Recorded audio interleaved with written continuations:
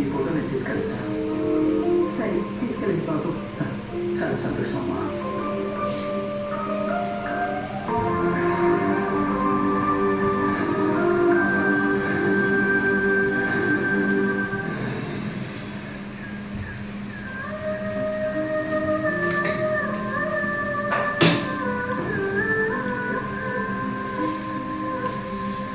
ఏమండి ఏమండి కాస్త తింటుగా లేవండి.